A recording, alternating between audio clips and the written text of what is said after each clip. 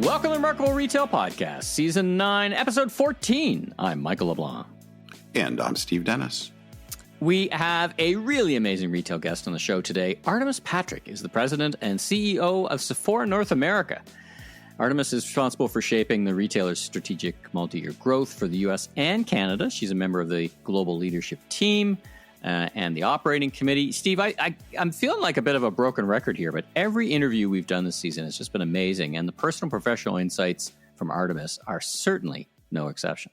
Yeah, well, first of all, she's just a really interesting person and dynamic and just brings a lot of insight. But also, she happens to work for a brand that, I was thinking, and maybe this is something we should do at some point if we were to make a list of the most remarkable retail brands of the past decade or something like that. I think Sephora would absolutely be on that. So the beauty category is super fascinating in terms of consumer dynamics and product dynamics and all those kinds of things, which we get into. But her journey and story and what she's driving at Sephora is very, very interesting. One of the things I was just going to comment on, not to get off on a tangent here, because maybe we want to come back to this, but one of the things listeners will hear that Artemis talks about is the importance of serving a diverse customer and some of the things they have done to innovate and bring brands from people of color and things like that into their portfolio. And that's really critical to their strategy. And, this comes against a backdrop of a number of companies like Walmart just recently, Tractor Supply and others that have been pulling back on diversity, equity, and inclusion initiatives. And, this is a big topic, and there's many reasons why this is going on. But I think the critical thing from a strategic standpoint, rather than kind of getting into the politics of all this, is, how do you both serve and represent your customer base and your associate base, and how do you just bring more diverse perspectives into developing your strategy? And we don't spend a ton of time on that, but I think she does a good job of articulating how that works at Sephora and the benefits of it. I want to say that I'm enjoying the season too much. I hope everybody else is too. And if you are, shameless self-promotion. It would be nice. I mean, as much fun as this is. As fun as this is. If you are enjoying your listening with Remarkable Retail, please pop into Apple or Spotify and give us a 5-star review, and that would be much appreciated. It helps spread the word through the mysterious algorithms of the platforms. Now, a couple of sleeps, like it's almost early December. My mind, of course, has been turning already and turns today to the NRF. And we were thrilled, of course, to both be named two of the NRF's top retail voices. And we've got plans. We're going to be there. We're going to be doing more than just attending the show. Talk about what you're doing. We'll be sure to put a few links in the show notes. But two things I was just going to mention quickly. One is I'm going to be doing a book signing event late Sunday afternoon in the Avanade networking space. I'm not sure exactly what it's called. That's part of Microsoft's startup program. And actually, I'll be doing this with two other authors, including one guy who's been on the podcast twice, a guy named Ron Thurston, and also April Sabal. So the three of us will be there, where there's no formal presentation or anything like that. We'll just be networking with people and signing some copies. So look for you've got to register for this. You can't just walk in. So look for that link. And then you and I will be doing a live edition of the Remarkable Retail Podcast in the Salonis offices down in the World Trade Center. So this is an opportunity for some networking, happy hour, drinks, bites, things like that, as well as to get to see firsthand how the sausage is made. So similarly, got to sign up for that. So look for the links in the show notes as well as on all our socials. Yeah, we got a great guest as well going to be joining us live. We'll reveal that a little later, and I'll be doing my usual bus tour for the Canadian CEOs on Sunday. I've seen lots of interesting retail. I was down a couple of weeks ago, and then there's if you're a Canadian retailer operating in Canada listening to this, there's a big Canadian cocktail party that's very popular on the Monday. So lots of stuff going on and lots of other stuff pending. Now, before we get to our interview with Artemis, let's dive into this week's most important retail news, brought to you by Scale, the world's fastest growing enterprise commerce platform. Learn more about their solutions at scale.com. That's SCAYLE.com. Well, I guess we'll start where we must. We may debate its relative importance, but there's no question we should talk about it, and retailers are thinking about it. I'm not sure what they do about it to our point we were talking about it right. off mic, but let's talk about Black Friday, Cyber Monday, early holiday trends. What are you seeing? And parse through all that, the various voices that we've been hearing around the results. Yeah, a few things. And as you alluded to, kind of like, well, now that this is in the rearview mirror, like what is the big so what out of this? But I think there are a few things just worth touching on briefly. First of all, in terms of kind of general retailer commentary so far, not just for the Black Friday, Cyber Monday stuff, but just the early part of December, I would say overall, there's a lot of data that we've seen, as well as just retailer commentaries on their earnings announcements and things like that, that's been highly promotional, though it always is. Signified, which is a tech company that tracks some discounting, has done some comparisons, as has Salesforce and a few others, about whether the discounts are, that significant compared to prior years. One of the things that Signified talked about in particular is that actually, despite all the hype around the big Cyber Monday, Black Friday deals, the discounts aren't necessarily any better than prices you could have gotten throughout the year. And I think when that's been studied, that's often been the case. I think what's really interesting as we get closer to Christmas and Hanukkah is whether the discounts will increase, because retailers get nervous. It's what I call the game of chicken between retailers that are trying to figure out how deep they have to go to move the product, and consumers kind of figuring out that, well, if I wait a little bit, maybe I'll get a better deal. A couple other things that people have commented about is seeing the pretty good spikes on these big promotional days, not just around the holiday, but like back to school and Mother's Day, Father's Day, these kinds of things, but pretty big troughs in between. So, yeah, you may have a few good days, but then if the next week or month or whatever is pretty lackluster, it doesn't really all come out, as a positive number necessarily. Also, just it turns out over the holiday weekend, there was some really bad weather in a number of major markets. And so whether that kind of kicked a bit more to e-commerce than physical stores, because people couldn't drive through the snow and the rain and cold and all that kind of stuff, or just, kind of delayed some spending. So maybe this week or this past week will be a bit stronger than it might otherwise have been. I guess, the last thing I'll say, and then we'll just talk quickly about some stats.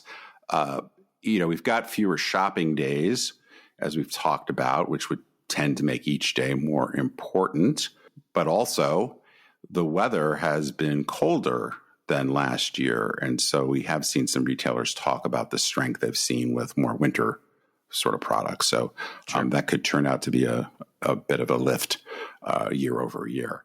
But if we just dig into the numbers real quickly, physical retail sales were pretty flattish. It looks like for the most part, store traffic appeared to be down over the holiday weekend, though in Simon Properties' case, the biggest mall operator, they reported traffic up like almost 7%, I think it was.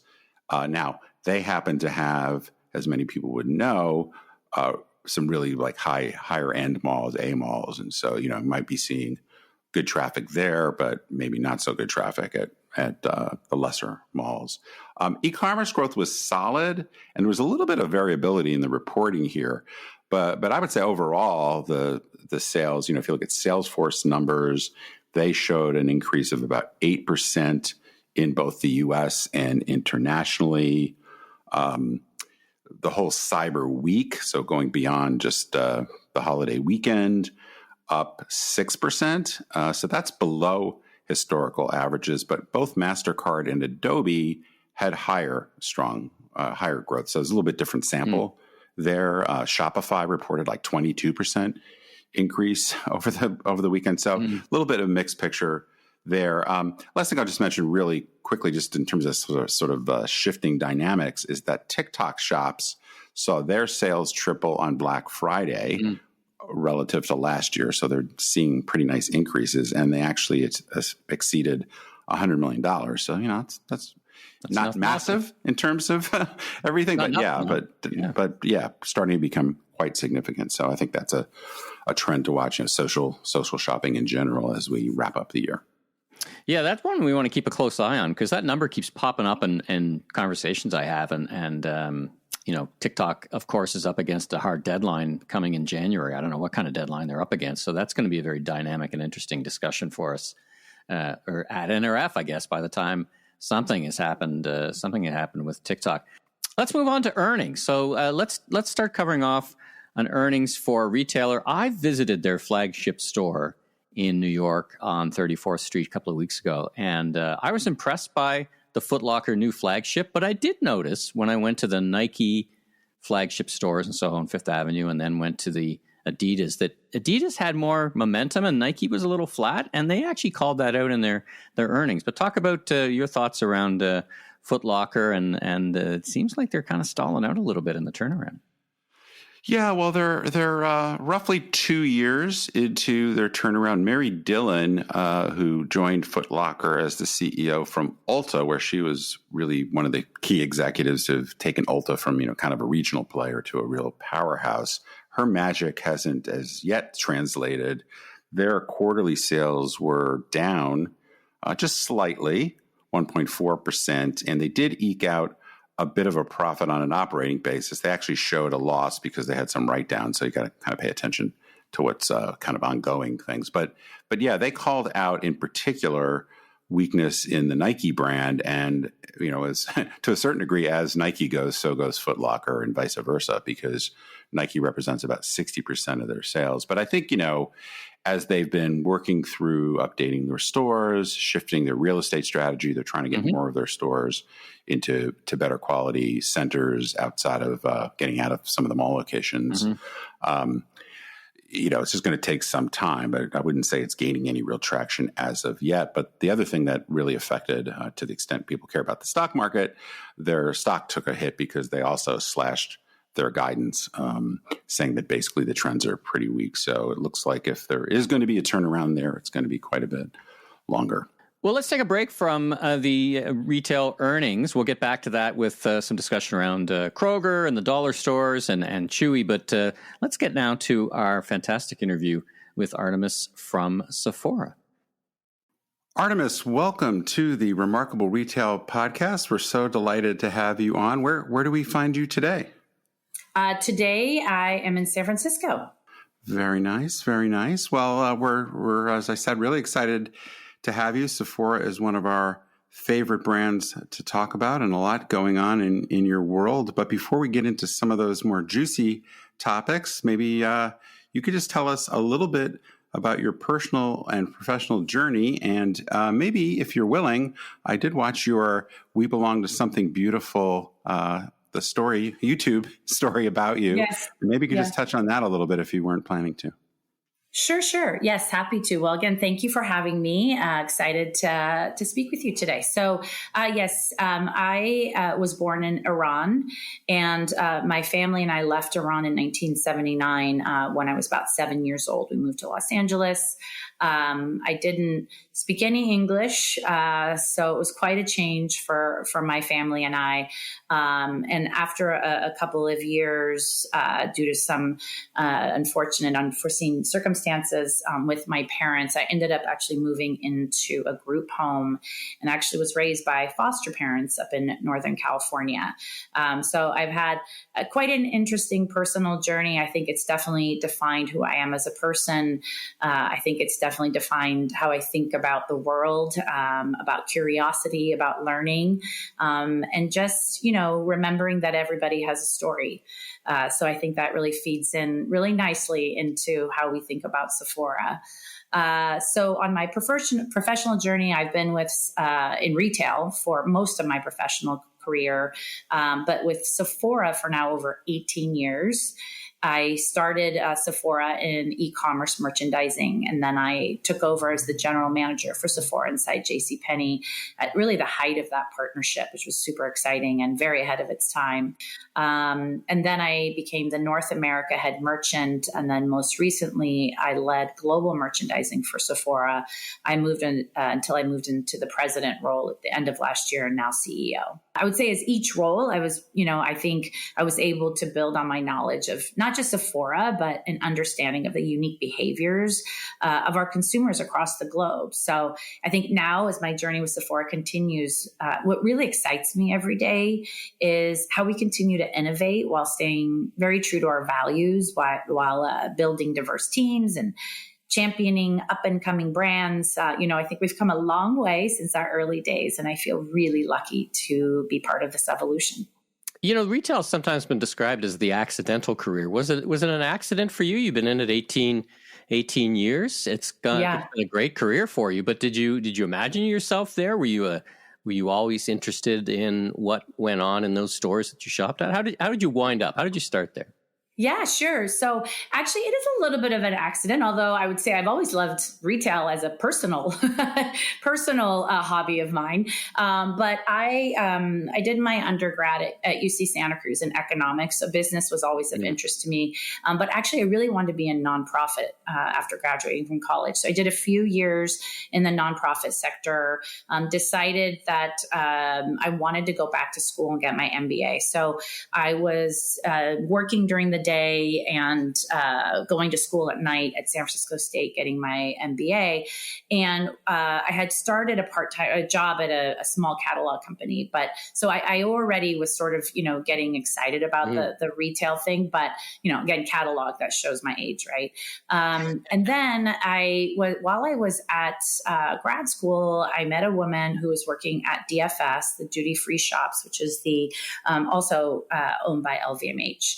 And she said, listen, we're, hiring a lot of people, because at that point they were actually moving a lot of the offices in Asia over to San Francisco. They had some openings, and she said, do you want to come interview for a job? So I went in, I interviewed to become a merchandising planning assistant, first in tobacco, then wine. And I fell in love with retail. So that was the late 90s. And then of course it was the whole e-commerce.com boom in San Francisco, in Northern California. I ended up going to another e-commerce. I got to an e-commerce player called Red Envelope. And I just kind of kept going from there, worked at a couple of other retailers, including Restoration Hardware, which is RH now. And then went to Sephora in 2006. But, I knew some people actually at Sephora because they were still there from the LVMH DFS days. And so it just, that combined with the fact that I personally loved beauty, it just felt really very much like coming home. Wow, what a great journey. Red Envelope, that was Scott Galloway's business, right? It was. That's right. I was going to say, you survived Scott Galloway, that alone.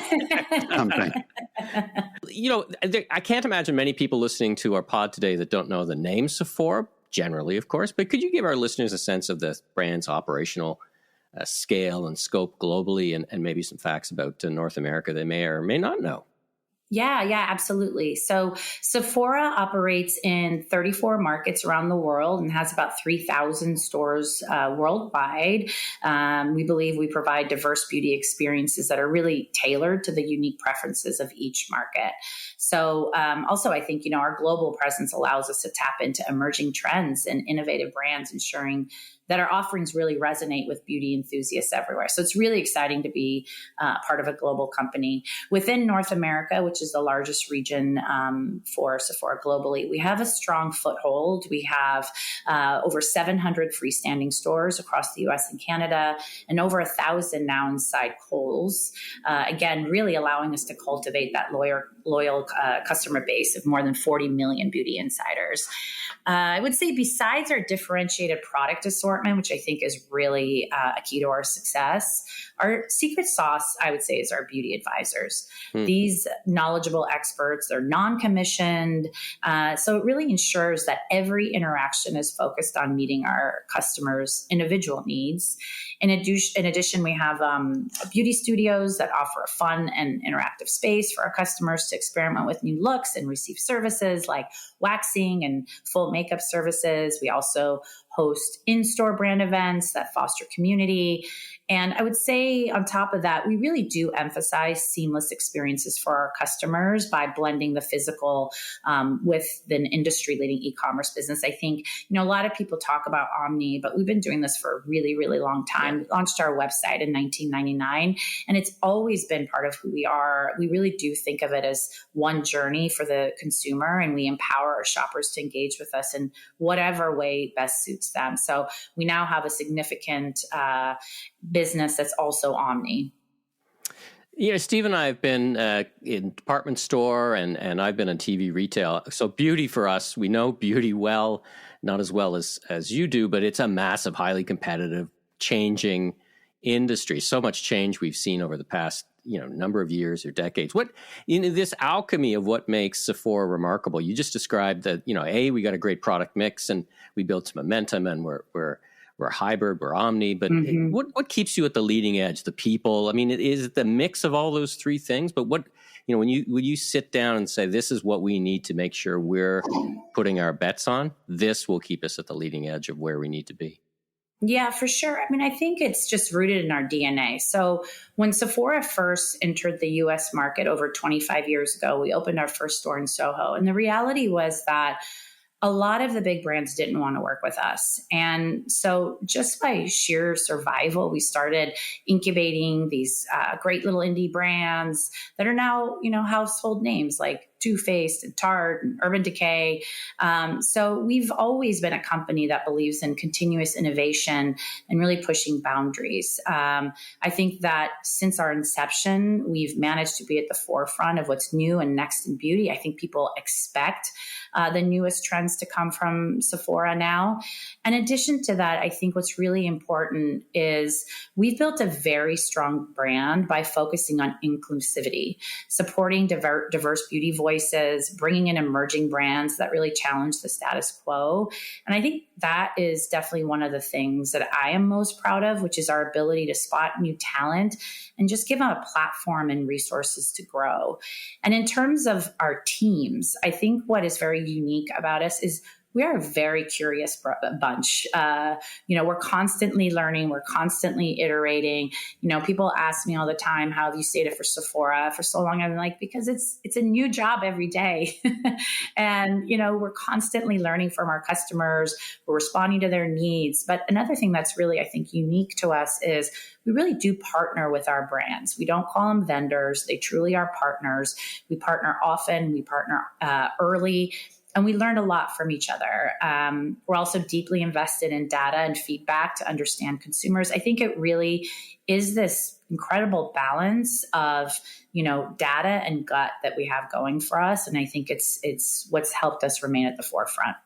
I wonder as we kind of shift to the back half of our conversation, whether we can kind of dig into some of the strategy lessons, not only learning a little bit more about Sephora, but for our audience, what are some of the takeaways over the years? One thing I was really thinking about, and Michael mentioned earlier, both of us spent some time in the department store business. I actually started my career at Sears many, many years ago, but also some time on the executive leadership team at the Neiman Marcus Group. And, department stores are very obviously a place or a format that has been challenged for quite a long time.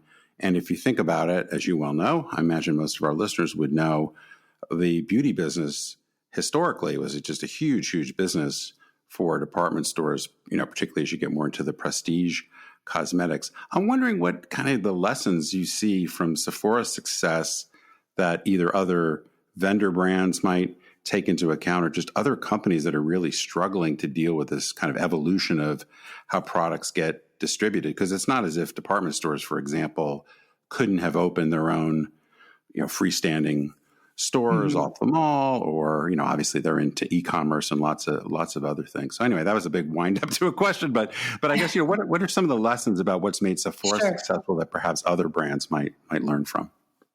Yeah, I mean, I think it's just being aware of, to your point exactly, is how quickly things are shifting, but especially in beauty. I mean, I've worked in other categories as well. I've worked in furniture. I actually also worked for bluelight.com, which was the Kmart online store. So you talk about your Sears experience. And I think one thing that sets Sephora apart is the speed at which we pivot when we need to, but also remain very focused in our strategies. So, the shift definitely has been quite profound. The rise of e-commerce, the rise of social, it's really changing consumer habits. And I think ultimately what it's led us to is to embracing the fact that customers want more flexibility, they want more convenience, and they want to be able to play. At the end of the day, beauty is very, very tactile, and shopping needs to be fun. It needs to be interactive. And we think that that's something we provide. And on top of it, it's not just this playland, on your own. We help guide that journey with over 25,000 incredibly educated beauty advisors. I mean, the amount of information these people keep in their head on the thousands of products we have, it's really mind-boggling, right? But I do think that that's a big differentiator because it can be overwhelming. And also things like our e-commerce experience, which allows people to navigate really easily to do the pre-shopping. If they are feeling overwhelmed, we have a ton of user-generated reviews. We were doing user-generated content before there was even a word for that, right? And I think that peer-to-peer, that trust is so important because when people come to Sephora, they know what they're getting is trustworthy. They've heard it from thousands of people and from their peers. And then I just think too, again, the product differentiation, right? It's having, differentiated products, differentiated brands. Anybody can go somewhere and replenish something, but to learn about something new, I think is super exciting. And I think that's something that's been really also a key to our success. And I did mention the global piece earlier, but I do think it's important to reiterate because you think about things like Korean beauty. I mean, our merchants were talking about K-beauty years and years and years before over here in the US because, we have businesses in Asia. So for us to have this global reach and global knowledge, it's not something you can easily replicate because we get access to global trends, I think, faster than any of our competitors. Yeah, no, it's super impressive. One maybe a little bit more focused question that I've been curious about, not just for Sephora, but even looking at some brands like TJ Maxx that have stolen a lot of business away from traditional department stores that just have so many more locations than the department stores now. You guys are going to have 3, 4, 5 locations for, say, every Macy's store. And I'm just wondering how important just being that close, amidst all the other things you do well, but just being that much closer to where customers live and work and how much easier it is to get in and out of most of your locations than it would be true for a mall-based player. Sure. I mean, we didn't, talk about this as part of the success earlier, but it certainly is another big aspect, which is our real estate strategy. So yes, we're all, we're in the best malls. We're, obviously Sephora inside Kohl's has given us access to a lot more consumers. We've signed up over 8 million new beauty insiders just in the last few years of this partnership. And those Kohl's locations are, not where we are. So we're not cannibalizing ourselves. We're also doing some testing in urban markets. We, have what we call sort of our drive up off mall strategy. So that's moving. A few years ago, we started this about probably 5 years ago, where we weren't just looking at malls. We were looking at sort of these outdoor shopping areas where you can, go to your gym and go to your grocery store. So we have several hundred locations in those kind of malls. We're testing the hybrid outlet malls, premium outlets. We are full price when we go in, and we're having tremendous success. So I think, ultimately what that speaks to is the diversification of our real estate strategy, which definitely is, I think, another reason that we're growing. Let's spend some time on the other side of the retail equation, consumers. So they're changing every day, every generation, the way that new beauty brands get launched is just so different. Now, what's been most important for Sephora here? Is it influencers? Is it the prominence of TikTok? Is it you've already mentioned a diverse customer base and reflected with your people? How do you think about how consumers are changing every day? Yeah, I mean, what I would say is certainly social has changed the game in the way that that I think it's democratized access to information for beauty. So certainly that's very much important to us. But in terms of, I would say, over the history, since we first opened our U.S. store more than 25 years ago, and then in Canada, actually, we just had our 20-year anniversary. Our first store was in Toronto. We have taken to incubating and building up these small indie brands into household names. I mentioned that earlier. I think, call it perseverance, call it luck, call it whatever you want. Who knew that, over 2 decades ago, that this is actually going to be really important to the consumer today, to discovery, right? And I think our strength has really been, and will continue to be, from not just establishing, the broader brands, but also coming in with new and unique, diverse brands, and building that community of brands and those founders. So I'll give you an example. Our Sephora Accelerate program has really been a game changer for us. It's provides mentorship and resources to founders, especially BIPOC founders, helping them to get their products on the shelves and scale their businesses. Through Accelerate, we have now supported more than 60 brands on their growth journey. Many of them have already launched and been quite successful with Sephora. And so for us, I think it's not just about finding diverse brands and putting them on the shelves. I think anyone can do that. For us, it's really about taking a critical look at our entire product ecosystem and being able to build a long-term, sustainable growth plan for them, and ultimately success for our brand partners. We've really built entire teams around this idea to ensure we're championing diversity at every stage of the pipeline. I often give the example of, my daughter, she's 14, she has curly hair. When I was her age, I mean, nobody wants to see pictures of my hair. I didn't know what products to use. I didn't know what was going on. It's some scary stuff. But that's because, brands weren't, the brands that were making the products for hair like me didn't look like me.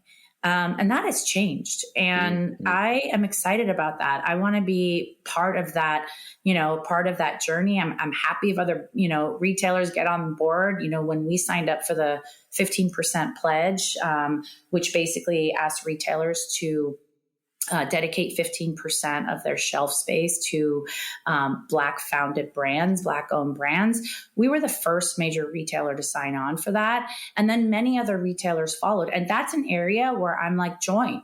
It's not competition here. We won't make change unless we all get behind this. And for me, this is, not just a personal passion, but I think it's just smart business.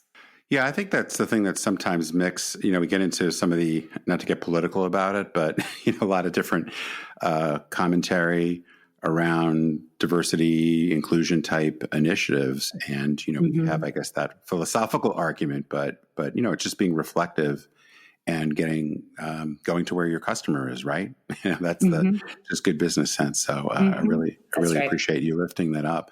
So maybe, I know we're starting to come up on our time, but maybe just a minute or two on the role of technology as you look ahead. You touched on a few things, but I'm curious if there's anything in particular, Gen AI perhaps being a more obvious one, but any particular technologies that you're really excited about that you're working on.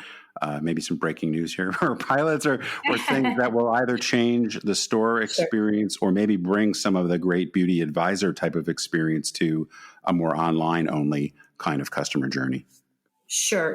I mean, one of the things that we don't talk about, outwardly often, but it's been a huge undertaking, is a new e-commerce platform that we've moved to, and we're now on the other side. This is a massive undertaking. We've been undertaking this e-commerce platform migration for over the last 18 months, and we just got on the other side. We are running our biggest holiday savings event right now on this new platform, and in just a few days, it's doing exceptionally well.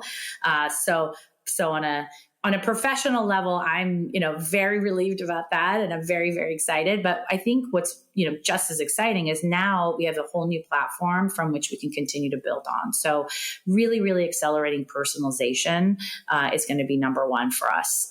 We think we've done some great strides there, but, obviously it's not just about personalizing to what you bought in the past, but, using machine learning to do predictive modeling to say, hey, this is the kind of thing you might have liked in the past. There's a new product that has similar, and you might have a tendency to like this product. So you're going to see us really, really accelerate personalization as we move into 2025 and beyond.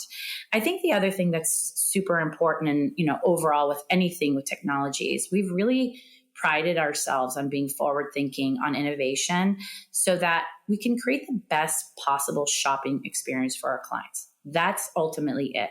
Technology isn't about replacing that human touch. It's about enhancing the consumer experience.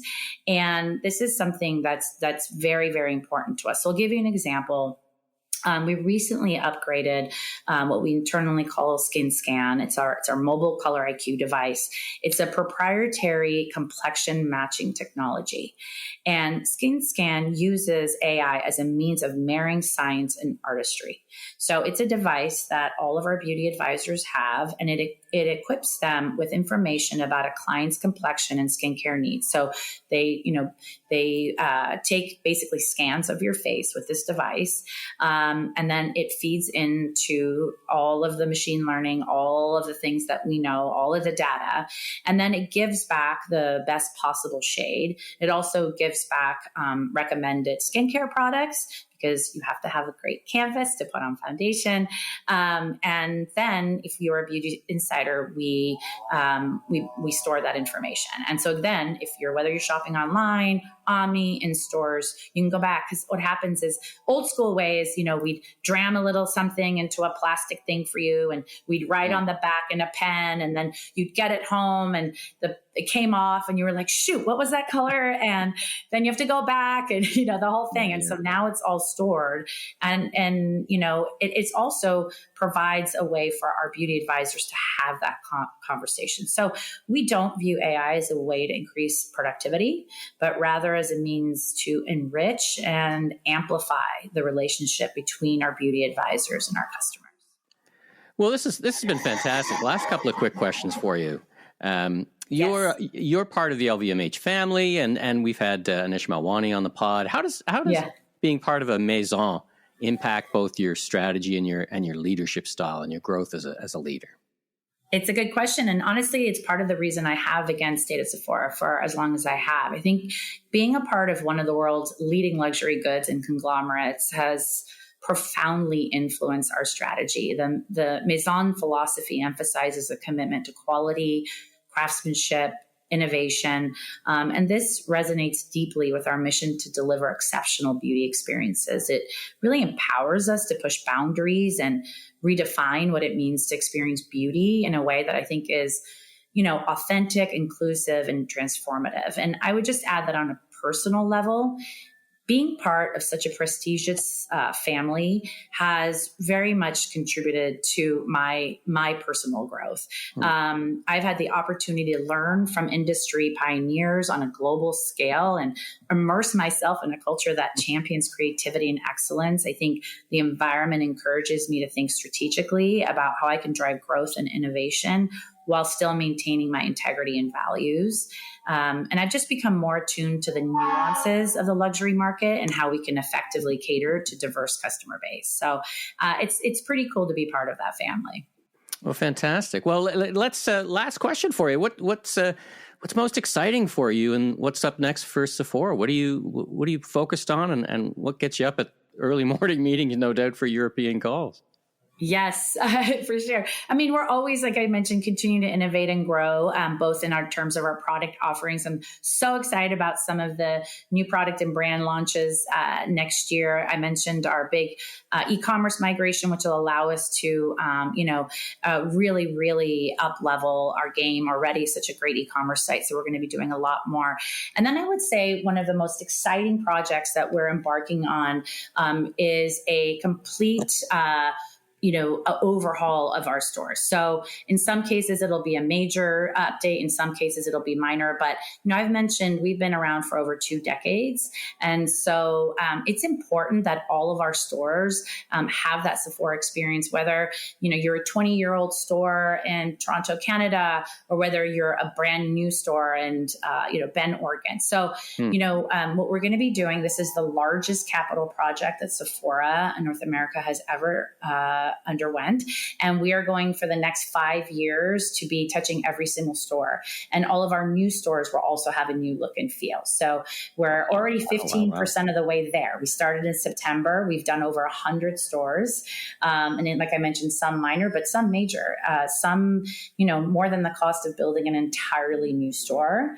And we are super excited about this because I think while many retailers have unfortunately deprioritized brick and mortar, we're doubling down. We think that the shopping and experience in store is so critical. We think this new generation wants to be out there. Of course, they're online, they're on TikTok, they're on their device, and they're doing research. But ultimately, they also want to come into stores and play. And we are super, super excited to invest back in our stores and give our customers and our beauty advisors, the look and feel of a Sephora store that every single one deserves. Well, Artemis, you've been very generous with both your time and your insights. And on behalf of Steve, myself, thanks so much for joining us on Remarkable Retail Podcast. It was great listening to your articulation of what makes you just such a successful and remarkable retailer. So we both wish you continued success and safe travels for the rest of the year. And good luck with all those store renos. It's an ambitious project. It's exciting. It is, but we're excited. Such a track record of success. Anyway, once again, thanks for joining us on the Remarkable Retail Podcast. Thank you so much. I appreciate your time. All right. Well, as we said, such an amazing interview. Let's continue. Let's get back to talking about retail earnings. Let's start with Kroger. Big, they in the middle of a lot of change at Kroger, and they're kind of disappointing the market, I think. Yeah, I mean, some people weren't so disappointed by this, but I think if you look at the broader context, so Kroger, just for some folks that may not be so familiar with them, they are the biggest independent grocer in the United States, second behind Walmart. So huge company, quite important to the whole grocery sector, supermarket sector. Their same store sales were up just over 2%, which, it's not, it's positive, but arguably not keeping up with inflation. Well, there's some food inflation. Yeah, you're right. There's some food inflation in there. That's kind of flat. Yeah. Right? And they were actually up against a pretty weak quarter. They were down a year ago period. So easy comparison.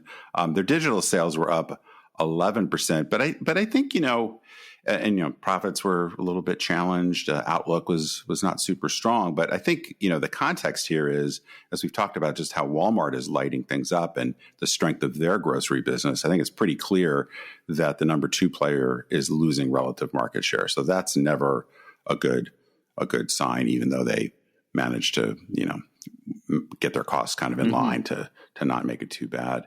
Kind of in a similar vein, even though it's not grocery centric, but talking about kind of essentials and value kind of retail. We've got this past week, 2 of the big players in the dollar store category both reported.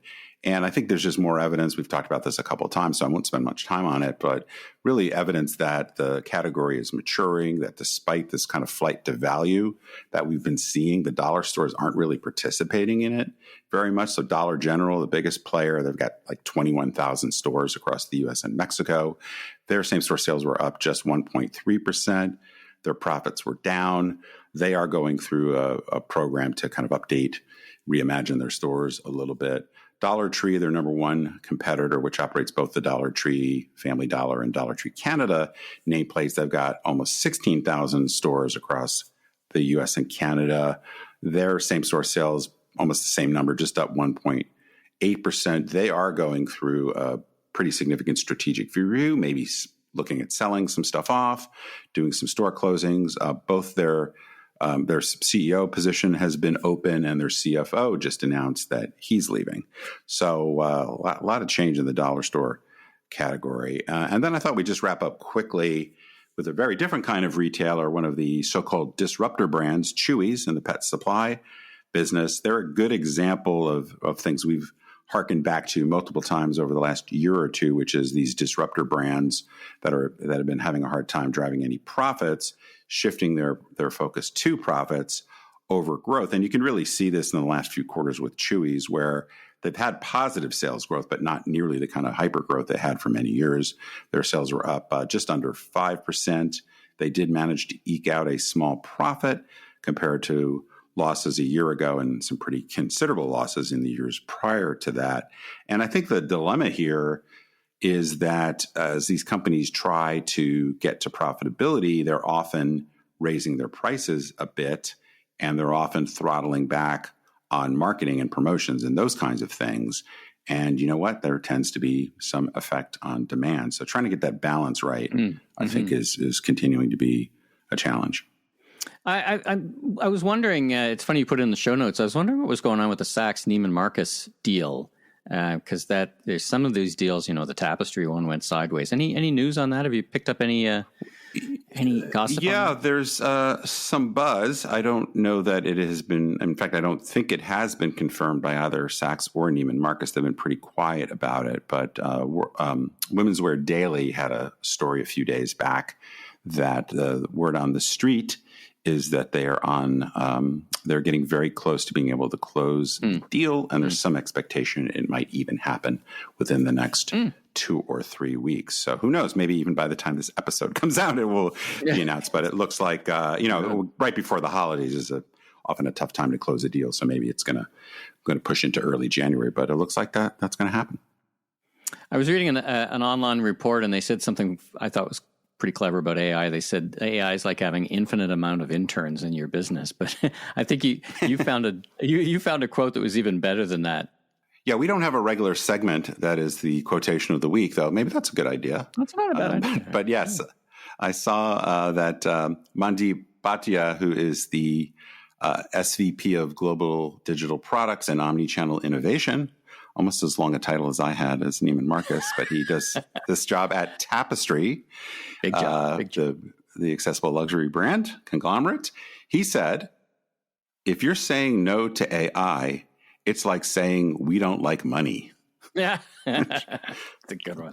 Puts a fine point on it. So he obviously a bit of a fan apparently of AI. No kidding. Fantastic. All right. Well, that's a wrap on the news. Thanks again to our friends at Scale, the world's fastest growing enterprise commerce platform. And that's a wrap on this episode. Super interesting episodes coming up in the near future to bring this season to a close. We got another great interview, international, a little bit of teaser there, and the annual prediction recap episodes. We can take a look at what you said was going to happen and see how you did and see what your feeling is for 24 and give us a sense for 25. But until then, everybody, safe travels. Thanks for tuning in. New episodes of Season 9 will be available each and every Tuesday, so be sure and tell your friends and colleagues in the retail industry all about us.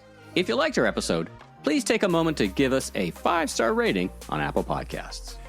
And I'm Steve Dennis, strategic advisor, keynote speaker, and best-selling author of 2 books, Leaders Leap, Transforming Your Company at the Speed of Disruption, and Remarkable Retail, How to Win and Keep Customers in the Age of Disruption. You can learn more about me, my consulting, and keynote speaking at StephenPDennis.com. And I'm Michael LeBlanc, consumer retail growth consultant and advisor, keynote speaker, and media entrepreneur. You can learn more about me on LinkedIn. Safe travels, everyone.